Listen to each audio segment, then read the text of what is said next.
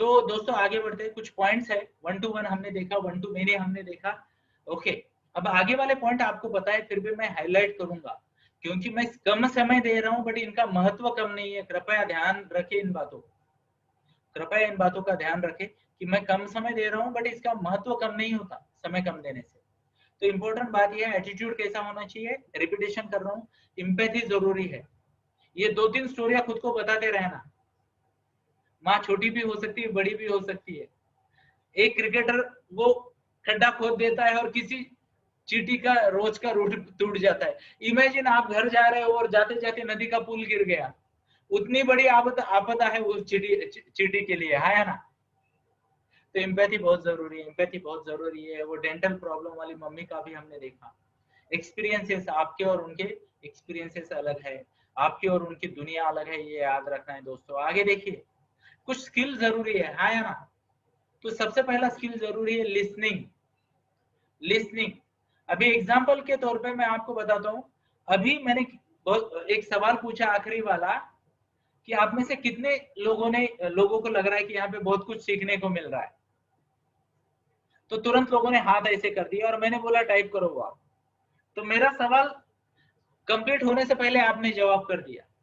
अभी भी मैं पुराना एग्जाम दे रहा था, पर आप में से कई लोगों ने हाथ खड़े कर दिए, हाँ या ना। काउंसलर को पूरी बात सुनने आनी चाहिए, काउंसलर गणपति जैसा होना चाहिए, छोटा मुंह बड़ा कान, फोकस्ड आइज। विद्यार्थी भी वैसे ही होना चाहिए, हाँ या ना। लिसनिंग बहुत जरूरी है, listening, and you have to listen through what, your eyes and your heart.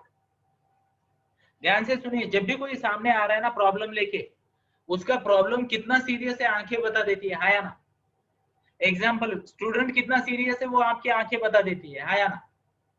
Teacher कितना सीरियस है वो मेरी आंखें बता देती है, हाँ या ना। अब ध्यान से सुनिए। ओके, सिंसियर होना ज्यादा जरूरी है, क्योंकि मैंने आपको बोला ना, मैंने जब जन्म लिया तो सब कंफ्यूज हो गए, ये हंस क्यों रहा है। क्योंकि तब तक ट्रेडिशन चल रहा था कि बच्चा जब भी पैदा होता था वो रोता था, मैं हंस रहा था, तब से आज तक हंस रहा हूं मैं। हाँ या ना। एंड मैं लाइफ में कभी सीरियस नहीं हुआ दोस्तों, लाइफ में कभी सीरियस नहीं हुआ, कभी नहीं। क्योंकि समहाउ समहाउ क्या कहते हैं, शायद परिस्थिति ऐसी हो, शायद जो व्यक्ति के नाम पे मेरा नाम रखा गया वो एक महात्मा थे, राजेश्वर राव कौसरडीकर नाम के एक महात्मा थे, जिनके नाम से मेरा नाम रखा। ओके, इंस्पायर्ड थे उनके नाम से मेरे पिताजी, उन्होंने नाम रखा, और वो एक पहुंचे हुए बाबा थे।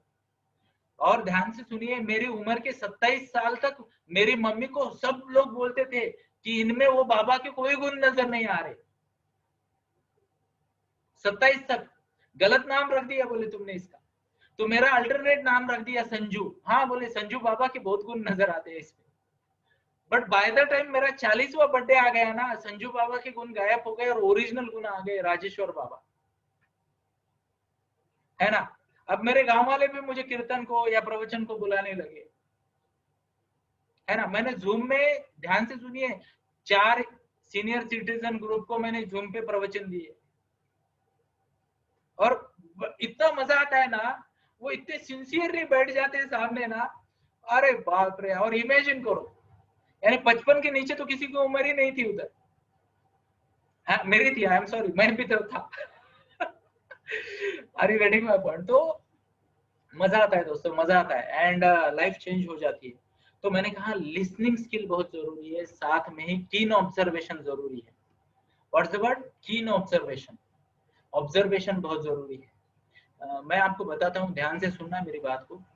कई बार क्या होता है, लोग जिसे कहते हैं ना, रैपर में लपेट के प्रॉब्लम लेके आते हैं, है ना। इवन मेरा एक करीबी दोस्त है, वो मेरे पास आया था, अरे यार तू इतनी पेरेंटिंग कोचिंग वगैरह करता है, करियर गाइडेंस करता है, मेरे दोस्त के बच्चे का ये प्रॉब्लम है ना। तो उसने ऐसे ऐसे बोला, मैं बोला ठीक है, निपटा देंगे, बोला एक सीटिंग में काम खत्म करेंगे। तो उसने बोला ठीक है, क्या करना है बता। मैं बोला दोस्त को भेज। तो उसने बोला ठीक है, मैं नंबर भेजता हूँ। फिर नहीं आया, फिर 3-4 दिनों बाद फोन किया, अरे यार बोले वो दोस्त परेशान है, जरा उसको कुछ टिप्स देना। मैं बोला यार अभी भी फ्री हूँ, उसको बोल फोन करने को। तो बोले अभी बताता हूँ। फिर सिर्फ 4 दिन बाद फोन किया, बोले मेरा ही बच्चा है वो। मैं बोला साले घर पे आ जा, चाय पीते हैं और बात भी करते हैं। Are you getting my point? तो कई बार क्या होता है, ये सोशल है ना, स्टिग्मा है या ना। बहुत सारे लोग डरते हैं मेरे बच्चे को काउंसलर के पास क्यों लेके जाना है, या मैं क्यों जाऊं। तो ध्यान से सुनिए, कीन ऑब्जर्वेशन जरूरी है, आपको पता होना चाहिए। इवन कई बार टीनेजर जो प्रॉब्लम बताते हैं ना किसी दोस्त के, मोस्ट ऑफ द टाइम वो उनके खुद के प्रॉब्लम होते हैं, है या ना। आप सब एक्सपर्ट हो, आप में से कोई ऐसा है क्या टीनेज वाइपर पास करके डायरेक्ट इधर आया है? You all are experts. तो ये भी याद रखना है। Are you getting my point? तो कीन ऑब्जर्वेशन बहुत जरूरी है दोस्तों। और एक बात जरूरी है, और एक बात जरूरी है, और वो बात है बीइंग न्यूट्रल। बीइंग न्यूट्रल, ध्यान से और हमेशा याद रखना, आप गेम का पार्ट नहीं हो। शोएब अख्तर और सचिन को खेलने देना। आप कमेंट्री कर सकते हो, आप जाके खेल नहीं सकते, बैट हाथ में नहीं ले सकते, बॉल हाथ में नहीं ले सकते, कैच नहीं ले सकते आप। Are you getting my point? आपको न्यूट्रल रहना है, आपको न्यूट्रल रहना है, बहुत इंपॉर्टेंट है ना। आगे आगे वाली बात ध्यान से सुनिए, इस शब्दों को भी, communication. Communication, how many of you have observed at the cost of repetition, मैं बहुत सारी चीजें बोलते रहता हूँ, है ना। और at the cost of repetition ये भी मैं रिपीट करता हूँ, है ना। मुझे तो यूट्यूब में मेरे श्रीराम बेनूर सर है, मेरे कोच है यूट्यूब के, उन्होंने सलाह दी, अरे आरसी यूट्यूब में रिपीट करने की जरूरत नहीं, जिसको नहीं समझा वो बैक एंड फॉरवर्ड जा सकता है। मैंने बोला सर इतने ब्रिलियंट मेरे स्टूडेंट नहीं है, उनको तुरंत उनकी नीड आइडेंटिफाई करके मुझे ही रिपीट करना पड़ता है, वो नहीं याद रखता उनको कि वापस जाना चाहिए। Are you getting my point? है यार। तो मैं रिपीट करता हूं, और ध्यान से सुनिए, the meaning of communication is the response you get. The meaning of communication, ये एनएलपी का एक इंपॉर्टेंट प्रिंसिपल है। एनएलपी जब हम सिखाते हैं तो उसमें ये बताते हैं, meaning of communication is the response you get. मतलब क्या? इसका मतलब ये है कि अगर, ध्यान से सुनिए, अगर आपने कुछ कम्युनिकेशन किया तो वो कितना अच्छा किया, ये इस बात पे निर्भर करता है कि प्रतिक्रिया क्या आ रही है। वो मूड है, मूर्ख है जो ये बोलता है कि मैंने तो तुम्हें ठीक से बोला था, तुमने ठीक से नहीं सुना। बोलने वाले की जिम्मेदारी है कि सुनने वाला ठीक से सुने,